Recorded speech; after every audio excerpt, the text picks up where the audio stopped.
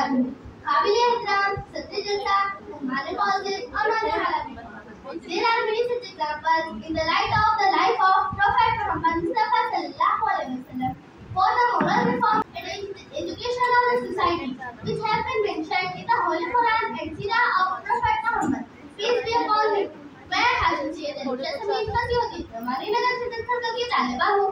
तमाम तारीफें उस ज़ात के लिए है जिसने रहमतुल आलमीन मोहम्मद मुस्तफा सल्लल्लाहु अलैहि वसल्लम और अपने इलाही किताब कुरान मजीद के जरिए इंसानों को हिदायत और इस्लामी माशरे की बुनियादी उसूलों से रोशनास कराया, जिन्होंने बाद में आने वाली उम्मतों के लिए इस्लाह व तरबियत के तामीरी सिलसिले में ऐसे शानदार और बेनज़ीर नमूने छोड़े जो आने वाली कौम के लिए मशाल राह बन गए। बकौल शायर, जालिम से लिया जुल्म का बदला न किसी वक्त, जालिम से लिया जुल्म का बदला न किसी वक्त, मारा अखलाक की तलवार से मारा। सामाईन, रसूलुल्लाह सल्लल्लाहु अलैहि वसल्लम की तालीमात को दो बुनियादी हिस्सों में तकसीम किया जा सकता है। एक हिस्सा जिसमें रूहानी इस्लाह है, जिसके हम खदोफाल में इबादत, गुनाहों की तौबा, अखरवी जिंदगी की फलाह शामिल है, और दूसरा हिस्सा माशराती निज़ाम की इस्लाह और इनके अखलाक की दुरुस्ती पर मुबनी है, जिसमें सच बोलना, वादा निभाना, हुस्न सलूक, झूठ, ग़ीबत, चुगली, खंदो ग़ारत की एहतियात, अदल व इंसाफ के तकाज़े पूरा करना वगैरह शामिल है।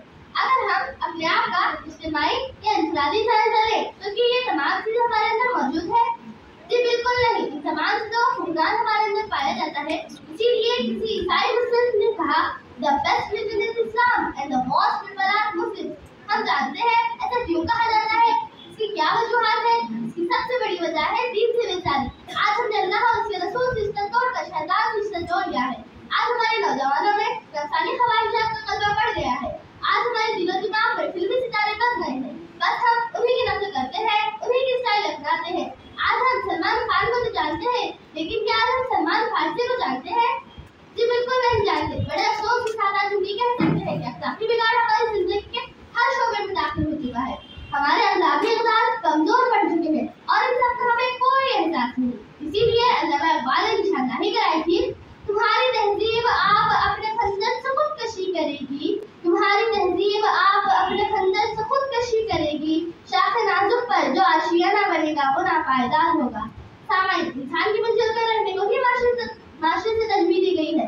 अगर माशरा अच्छे और नेक सिफात लोगों पर मुश्तमिल होगा तो इसके माशरे पर अच्छे असरात मुरतब होंगे, और अगर माशरा बुरे असरात पर मुश्तमिल होगा तो इसके माशरे पर मनफी असरात मुरतब होंगे।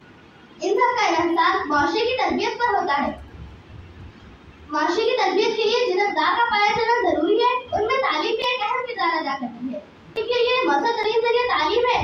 इल्म का हासिल करना हर मर्द पर फर्ज है, लेकिन इसका मतलब हरगिज़ नहीं कि लड़कियां बेहिजाब होकर तालीम हासिल कर लिए निकले। आज हमारा हिजाब भी एक फैशन बन गया है। हिजाब में रहने के बावजूद भी हमारी खूबसूरती, जिस्मानी बनावट जाहिर हो रही है। बकौल शायर, तालीम औरतों की जरूरी तो है मगर, तालीम औरतों की जरूरी तो है मगर, तज़ीन खाना हो वो सभा की परीना हो। सामाईन, इंसान की फिलहाल दो चीजों पर मौकूफ है, एक ईमान और दूसरा अमल सालेह। मोमिन को एक रोशन किरदार और पुख्ता सीरत का हामिल होना चाहिए।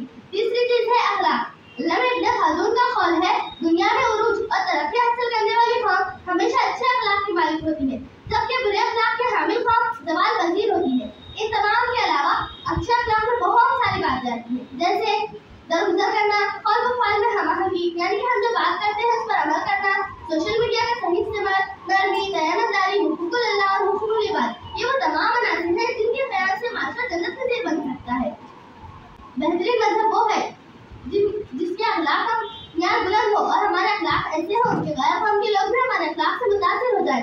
जैसे हुज़ूर सल्लल्लाहु अलैहि वसल्लम कुफ़ार मुशरिकीन के लिए भी अमीन और सादिक थे, उसी तरह हमारा भी तर्ज अमल होना चाहिए। मैं अपनी तकरीर का इख्तिताम इस दुआ से करना चाहती हूँ, बकौल अल्लामा इक़बाल, तड़पने भड़कने की तौफीक दे, दिले मुर्तज़ा सोचे सिद्दीक़ दे, जिगर से वही तीर फिर पार कर, तमन्ना को सीनों में बेदार कर।